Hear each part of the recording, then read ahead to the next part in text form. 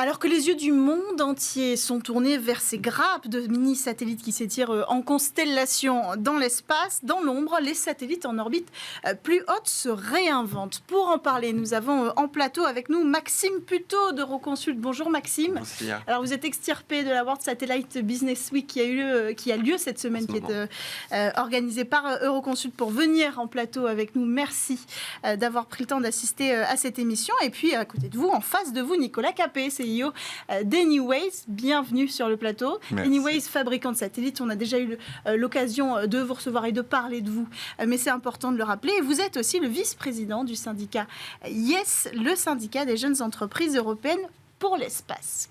Alors Nicolas, justement, on va commencer avec vous parce que le sujet aujourd'hui c'est les satellites. Vous adressez ce marché avec votre technologie. Vous avez décidé d'ouvrir votre marché pas seulement aux mini-satellites et aux constellations, mais aussi d'aller chercher un petit peu plus haut. Pourquoi ? Alors, complètement. Pourquoi ? Parce qu'en fait, on est vraiment en train de vivre cette époque de renouvellement de toute l'infrastructure spatiale dans sa globalité. Nous, évidemment, on est là avec nos antennes pour équiper ces satellites, les interconnecter. Jusqu'à présent, on s'est vraiment développé sur le marché des constellations, où il y a en effet plus en plus de petits satellites qui sont en train de partir. Mais tout ça, en fait, stimule tout l'écosystème et toute l'infrastructure dans sa globalité. Pourquoi ? Parce qu'en fait, déjà, ces petites constellations ont besoin aussi de s'interconnecter entre elles et avec le sol. Donc, on va même commencer à s'appuyer sur différentes couches, des orbites moyennes, des orbites hautes. Il y a également des applications où on va chercher à mettre de la connectivité dans la stratosphère. Donc, en fait, on est en train de mailler notre espace avec une infrastructure de connectivité qui s'élargit de plus en plus. Qui se joue aussi à la verticale finalement. Complètement. C'est-à-dire que là où finalement, historiquement, on restait tout sur sol, maintenant on commence à mettre des couches dans les altitudes.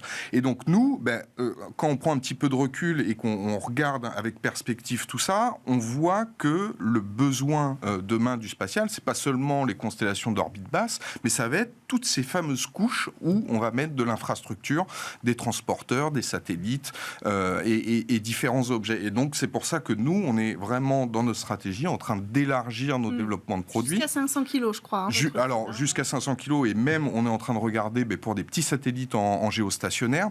On a également développé, qualifié une antenne pour des lanceurs réutilisables. Donc, finalement, tout objet spatial qui pourrait aller en orbite, et puis demain sur la Lune, après-demain sur Mars, comme par exemple, on est en train de le faire avec le rover MMX pour équiper tous ces objets spatiaux. Est-ce qu'on peut requalifier quand même ensemble le marché qu'adressent tous les satellites qui sont en orbite haute ou en orbite moyenne ? Parce que, évidemment, ça fait quand même un moment qu'on a les yeux rivés sur ce nouvel développement d'écosystèmes en orbite basse. Il ne faut pas oublier quand même qu'il y a des marchés et des applications importantes. C'est le marché de l'orbite géostationnaire des satellites de télécommunications, ça fait le pain et le beurre de l'industrie. Oui. Essentiellement pour la télédiffusion, c'est-à-dire les chaînes qu'on reçoit par parabole, par satellite, plus que la connectivité, ce qui est en train de changer. Et c'est vraiment ce qui était le cœur de marché de l'industrie, des satellites placés à 36 000 km d'altitude, parce que c'est à cette distance-là, ils tournent à la même vitesse que la Terre, donc du point de vue de l'antenne, il suffit d'une antenne très simple pour recevoir des chaînes de télé, et ça a vraiment été la locomotive de l'industrie, assurant la majeure partie de ses revenus, assurant la majeure partie des demandes en lancement et du carnet de commande des constructeurs de satellites. Et aujourd'hui, en fait, les applications évoluent et on trouve de nouvelles utilités. Vous disiez peut-être que la connectivité va aller un peu plus haut et va aller chercher cette technologie-là. En fait, le satellite, l'industrie a un peu raté le virage de la connectivité dans les années 2000. Ouais. Tellement le business de la télédiffusion était profitable. Et sont arrivés les réseaux terrestres, le déploiement de la fibre, et le satellite était très pratique pour assurer une connectivité à une direction, c'est-à-dire on envoie le programme télé vers le satellite qui le retransmet à des millions de foyers, mais dès qu'on parle de connectivité, où on implique d'avoir une liaison montante et descendante, vous cliquez sur un lien, vous envoyez l'information au satellite qui la renvoie, et on était sur des temps de latence assez longs, des prix et des abonnements relativement élevés, 200 €, 300 €. Ouais. Alors moi, pour une qualité de service vraiment pas au niveau de la fibre ou de la DSL à des prix qu'on connaît en France. Et du coup, aux alentours, au mi-temps des années 2015, vous avez OneWeb, Starlink qui arrivent, qui nous disent finalement, nous, on va proposer autre chose, de la connectivité avec beaucoup plus de débit, avec une latence plus faible, parce que nos satellites, on va les mettre beaucoup plus proches de la Terre, et du coup, on va en avoir besoin de beaucoup plus de satellites, puisque le champ de vision de ces satellites, il est plus faible, puisqu'on est à 500, 1000 km de la Terre, là où les satellites géostationnaires sont à 36 000. Et donc, est-ce qu'en l'état, on peut adresser ces satellites qui sont davantage en hauteur, en orbite moyenne ou géostationnaire, ou est-ce qu'il faut opérer une transformation technologique pour aller adresser ces marchés ? Alors, il y a évidemment des briques technologiques à développer. Donc, il y a déjà un certain nombre de choses qui sont faites pour les orbites basses, pour évidemment le géostationnaire. Mais finalement, tout l'enjeu demain, ça sera pour un utilisateur, d'ailleurs, qu'il soit au sol, qu'il soit dans les airs ou même en orbite basse, mais de pouvoir avoir un accès à une connexion indépendamment du satellite et quelque part de l'opérateur sur lequel il aura pris son abonnement. Tout comme on le voit, nous, avec nos téléphones, et on prend un abonnement chez tel ou tel opérateur. Par contre, l'infrastructure de connectivité en tant que telle est complètement transparente pour l'utilisateur. Donc oui, il y a un vrai défi technologique, il y a des briques technologiques à développer pour pouvoir permettre vraiment cet essor dans la connexion pour tous les besoins. Et donc ça fait partie des choses très intéressantes qu'on regarde de près. Quel est le positionnement des opérateurs de ces satellites ? Est-ce qu'on déjà on peut les qualifier de vieillissants, ces satellites ? À l'époque, c'était le sur-mesure. Qu'est-ce que ça donne aujourd'hui ? Leurs besoins évoluent et du coup, l'industrie qui répond à ces besoins est également en train de les suivre. Il faut quand même se dire qu'on en sort d'une période d'incertitude où, au même moment où on a eu un changement dans les usages, l'arrivée de Netflix, très peu compatible avec les satellites de génération précédente pour la connectivité, a un peu bouleversé le business de ces gens-là qui vendaient des abonnements de télédiffusion. Donc, changement de leur modèle, leur base de clients qui s'érode et qui part plutôt sur des usages autour de la connectivité, de télévision à la demande. Et en même temps, en phase 2, des projets de constellation qui rappellent des anciens concepts mais qui ne s'étaient jamais matérialisés et qui tout d'un coup ont des financements, commandent des satellites et des lancements et commencent à déployer. Donc il y a eu une phase un peu de tétanie du marché qui du coup a entraîné une baisse des commandes assez importante due à ces deux facteurs-là. Et aujourd'hui, on voit bien que l'industrie essaye de prendre le train en route et le prend relativement bien. Les acteurs historiques... Et comment ils font alors ? Alors, soit ils se diversifient, ils passent de la télédiffusion au marché de la télédiffusion à celui de la connectivité, en développant une nouvelle offre de service, en commandant des nouveaux satellites de génération plus performants. Donc, il faut renouveler les flottes. De toute façon, c'est indispensable, on est obligé de renouveler les flottes quoi qu'il arrive. Les satellites géostationnaires, ils ont une durée de vie de 15 ans à peu près.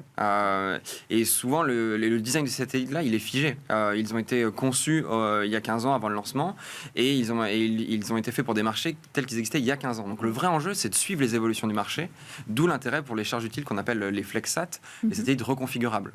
Aujourd'hui, hier, les satellites étaient plus ou moins conçus pour fonctionner dans des bandes de fréquences données sur des régions données. On distribue les signaux sur une région donnée. Demain, et c'est imminent avec les prochains lancements, on aura des satellites qu'on pourra reconfigurer, qui pourront suivre les trajets des avions ou des navires dans la journée, puisque en général dans les avions les gens dorment la nuit, donc on éteindra le signal ou on le projettera ailleurs, de manière à vraiment donner de la flexibilité et suivre les évolutions du marché. C'est très compliqué de savoir comment son marché évoluera dans 15 ans. Et cette flexibilité-là, elle est en train d'arriver. Donc là, on est à un tournant. Allez. On est dans un tournant. Et l'autre approche des opérateurs historiques, que vous caractérisez de vieillissants, c'est des fois de racheter des acteurs émergents parce que c'est un mariage de raisons. L'un a des idées mais a besoin de moyens, l'autre a des moyens mais a un peu raté sa transition. Et on voit du coup des mariages type OneWeb Eutelsat où l'opérateur historique va fusionner avec un opérateur émergent. Technologiquement, est-ce qu'il y a toujours un intérêt à aller chercher l'orbite haute ? Et est-ce que vous y voyez des applications ? Est-ce que d'abord on est venu vous chercher ou pas ? Enfin, quel est le potentiel de ce marché-là en fait Alors, la question est très bonne parce que finalement, en sortie de cette phase de tétanie, tout le géostationnaire est en train de se réinventer quelque part. Déjà, on voit que sur certains cas d'usage, les satellites géostationnaires, donc au-delà de la flexibilité, ont clairement un avantage compétitif par rapport à des constellations. Les constellations, finalement, viennent remplir un rôle que ne pouvait pas faire le géostationnaire. Et après, l'un commence à venir stimuler l'autre.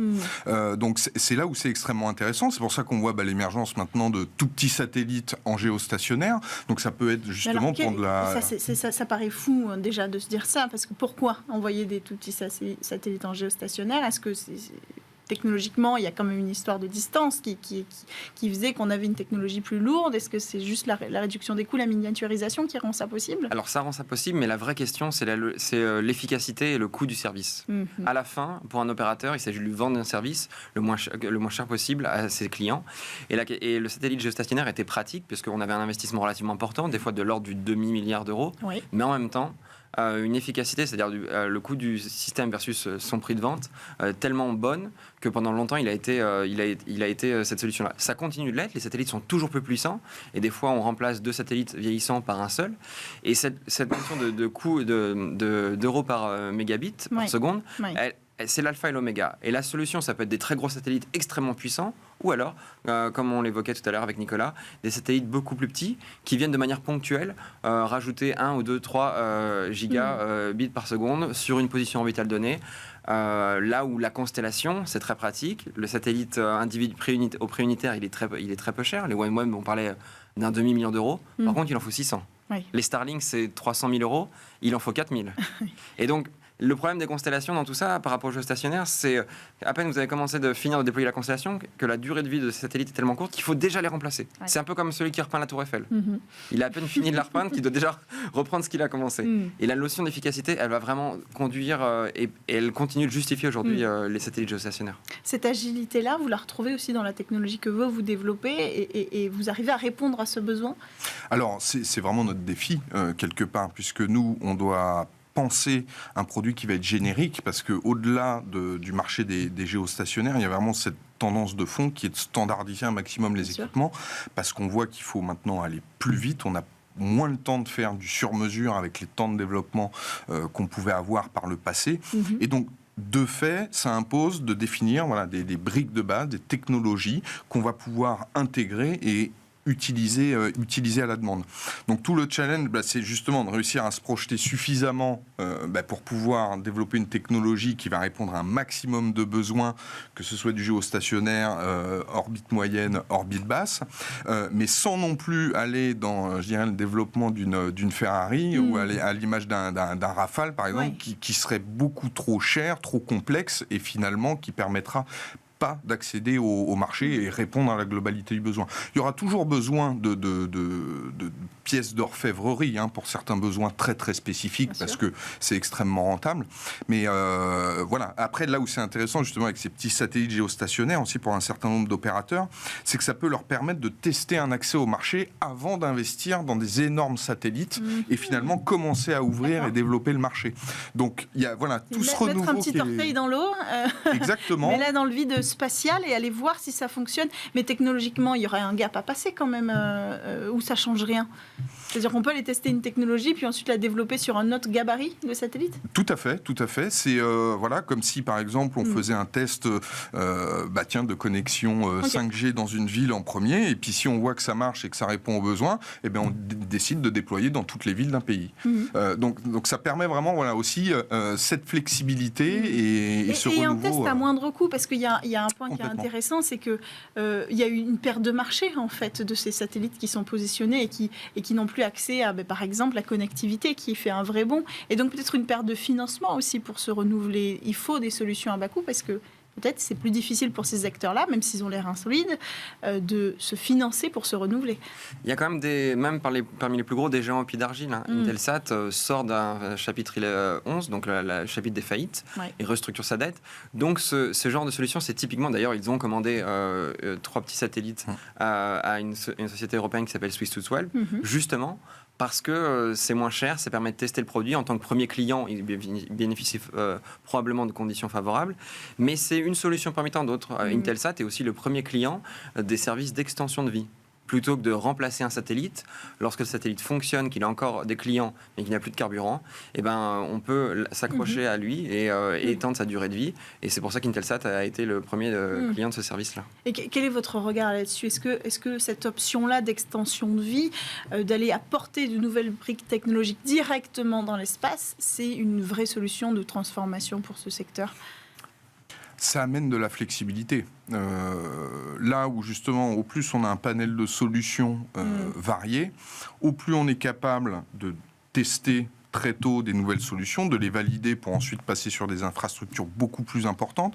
Ça permet d'accélérer aussi les temps de développement, les temps d'accès, les temps de test, et donc ça va vraiment dynamiser tout le marché et le développement de l'infrastructure. Ouais, je tendance à penser aussi, pour rejoindre ce que dit Nicolas, c'est que la flexibilité, elle est permise grâce à la standardisation. Et aujourd'hui, finalement, les satellites, ça reste encore des produits qui sont produits en faible quantité. Et on a beaucoup à apprendre dans l'aéronautique. Aujourd'hui, un avion, il est structurellement, de l'extérieur, relativement similaire à un autre, dans la même gamme. Alors, le client va choisir ses moteurs, il peut même les remplacer. Il va choisir la décoration intérieure. Mais même l'avion, il va pouvoir passer de propriété en propriétaire, puisqu'il est flexible. Il répond à différents besoins parce qu'il est standardisé. On n'est pas encore dans cette dynamique-là, mais ça pourrait vraiment permettre au marché d'être beaucoup plus fluide et de s'adapter à ces évolutions grâce à ces schémas-là. Alors, on a les constructeurs qui vont devoir s'adapter. On a les startups qui travaillent avec ces nouveaux acteurs. Quel est le regard, peut-être, au niveau des startups et de l'écosystème européen ? Alors, je me tourne vers vous parce que vous représentez ce syndicat des jeunes entreprises européennes dans le spatial. Quel est le regard vers ce marché-là ? Est-ce qu'il y a un potentiel ? Est-ce que ça mérite d'aller y mettre un effort ? Ou est-ce que la priorité, ça reste quand même d'adresser le New Space ? Alors, c'est sûr qu'aujourd'hui, le New Space, maintenant, c'est une réalité. On voit le nombre de satellites qui est envoyé. La plupart des startups européennes, d'ailleurs, se sont créées, ont été fondées pour pouvoir adresser ce marché. Et c'est ce qu'on fait de plus en plus. C'est ce qu'on fait d'ailleurs même de plus en plus avec les acteurs traditionnels. Parce que je pense que maintenant, l'opposition, c'est fini. Mais au contraire, on est là pour pouvoir gagner ensemble. C'est-à-dire que les briques technologiques, les innovations qui ont été proposées par les startups permettent d'alimenter le marché des acteurs traditionnels, que ce soit d'ailleurs en fournisseurs ou même en clients. On a plein d'exemples de ce type. Et finalement, ce renouveau là, un petit peu du marché pour les plus hautes orbites, ça va être autant d'opportunités pour nous, acteurs ayant développé ces premières briques technologiques pour l'orbite basse, et d'aller les étendre pour pouvoir développer des solutions adaptées. Est-ce qu'on peut imaginer que c'est le début d'un certain marathon ? Quand on parle de cette orbite basse, on parle beaucoup du fait qu'il n'y aura pas de la place pour tout le monde. Est-ce que ça peut être le second souffle du marché satellitaire, une fois que l'orbite basse aura été congestionnée, exploitée, avant sa peut-être prochaine transformation, se tourner vers l'orbite moyenne et géostationnaire, ce sera l'orbite géo est intéressante, les orbites moyennes aussi. Il y a la question du partage de l'orbite, mais il y a aussi la question du partage du spectre. Oui. Et là, les orbites sont un peu en compétition. Donc l'orbite géo ne va pas disparaître, elle reste extrêmement pertinente, mais il est vrai qu'il va falloir naviguer finement pour qu'à la fin, on évite de se parasiter, de se brouiller les uns les autres. Alors, est-ce que vous pouvez peut-être expliquer un petit peu de quoi il s'agit quand on parle du partage du spectre pour les gens qui nous regardent ? Le spectre, donc c'est un... Mais peut-être Nicolas est peut-être plus... pour moi. Oui, c'est vrai qu'alors pour le coup, c'est plutôt votre domaine. Je vais laisser à César. Le spectre, c'est nos fameuses fréquences qu'on est amené à utiliser. Donc chacun, finalement, si on simplifie un petit peu, chacun a une autorisation de parler sur une certaine fréquence. Et si on commence à tous parler sur la même fréquence, les messages vont se brouiller, comme si on était dans une conversation à tous parler en même temps. Ça serait une cacophonie, on n'y comprendrait plus rien. Donc si jamais tous nos objets se mettent à parler sur cette même fréquence en même temps, on va plus réussir à se connecter ou à comprendre les messages qui transitent. Et ça, c'est vrai que c'est un vrai enjeu. C'est on utilise énormément les fréquences. D'ailleurs, on le voit même sur des sujets terrestres, les batailles entre opérateurs, parce que c'est le nerf de la guerre. C'est ce qui permet de connecter nos utilisateurs. C'est un vrai défi. Donc, il y a des aspects technologiques, il y a des aspects réglementaires au niveau international pour que tous ces systèmes puissent justement coexister sans se perturber les uns les autres. Et donc, il y a pas mal d'innovations sur ces sujets-là, sur les formes d'ondes, sur les antennes. Il va y avoir peut-être demain aussi l'optique qui va permettre de décongestionner un petit peu le spectre pour qu'on puisse utiliser de plus en plus cette infrastructure. Est-ce que peut-être ces acteurs-là qui ont un énorme virage à faire et donc qui se meuvent peut-être plus lentement auront la légitimité d'aller réclamer cette place, ces spectres. En fait, est-ce qu'ils ont encore leur place dans cette course-là finalement ? Alors, le système tel qu'il fonctionne aujourd'hui, il est le suivant. Tant que vous ne libérez pas votre utilisation du spectre, vous la possédez. D'accord. Donc en fait, tant qu'on maintient ils sont déjà placés. Voilà. La question, c'est le partage avec ces nouveaux entrants qui souhaitent grignoter, mais c'est aussi celle de l'industrie du satellite qui commence à se faire tailler des croupières par l'industrie des réseaux terrestres, la 5G.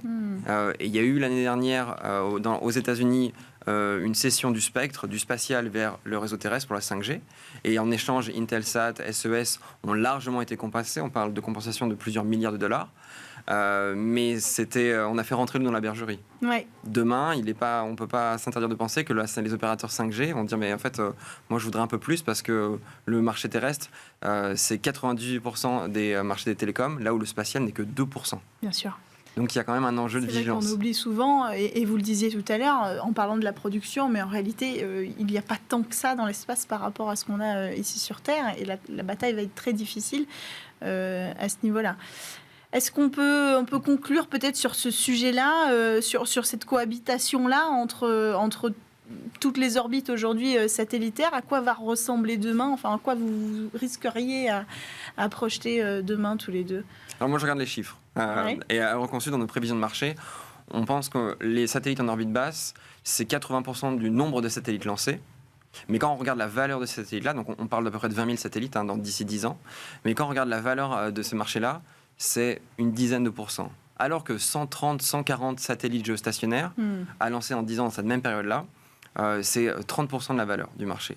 Donc ces satellites en géo sont là pour rester, mais on va voir des très petits et probablement des satellites encore plus gros si demain des lanceurs tels que Starship ou New Glenn permettent de lancer des satellites au-delà de 7-8 tonnes. Oui, parce que les lanceurs aujourd'hui rebattent les cartes aussi. On s'est dit on va chercher avec les lanceurs, avec toute cette vague de micro-lanceurs qui ont réduit les coûts, mais en réalité on va avoir des capacités aussi d'envoyer. Je pense que l'impact sera beaucoup plus grand de l'autre côté. Oui, finalement avec l'arrivée de Starship, ça devrait bousculer ça et puis peut-être remettre chacun à sa place au niveau commercial satellitaire. Un dernier mot, Nicolas Capet, avant qu'on conclue. Oui, alors moi je vais plus parler un petit peu de vision technologique parce que finalement ce qu'on voit c'est que le géostationnaire est vraiment le marché historique. On avait un peu d'orbite moyenne aussi. On a vraiment cette explosion du nombre de petits satellites. Et puis ce besoin, finalement, d'aller interconnecter toutes ces couches en fonction des altitudes. Et puis peut-être même demain, en fonction des missions qu'on sera amené vers la Lune également, où il y aura besoin d'infrastructures, de connectivité, de navigation. Le projet Moonlight de l'ESA, par exemple. Complètement. C'est dans les projections, donc ça va prendre évidemment un petit peu de temps. Mais c'est finalement cette vision du spatial qui est plus isolé dans son coin, mais qui a vraiment une approche, et d'ailleurs les acteurs privés stimulent énormément ça, comme on peut le voir sur des télécoms terrestres, avec ces notions de roaming, avec ces notions d'infrastructure qui restent transparentes pour les utilisateurs, mais finalement qui fournissent un service qui va être extrêmement utile, parce que aujourd'hui déjà, et demain encore plus, le spatial, c'est générer un maximum de données pour observer notre planète, pour la connecter. Ça, on en a vraiment besoin pour beaucoup d'enjeux, que ce soit climatique, surveillance et j'en passe. Et donc, voilà, on a vraiment cette transition qui est en train de s'opérer et c'est particulièrement excitant. Excitant. Et tout le monde essaie d'attraper le coche. Merci beaucoup Nicolas Capet, CEO d'Anyways, d'avoir pris le temps de venir échanger avec nous. Merci Maxime Puteaux de Reconsult. On vous laisse repartir, j'imagine, à la World Satellite Business Week. Merci à tous de nous avoir suivis pour cette édition de Smart Space. À la production, Lily Zalkin, comme toutes les semaines. Et puis on se retrouve dès la semaine prochaine. En attendant, vous pouvez découvrir ou redécouvrir notre émission sur bismart.fr, mais aussi sur toutes les plateformes de podcast. À la semaine prochaine.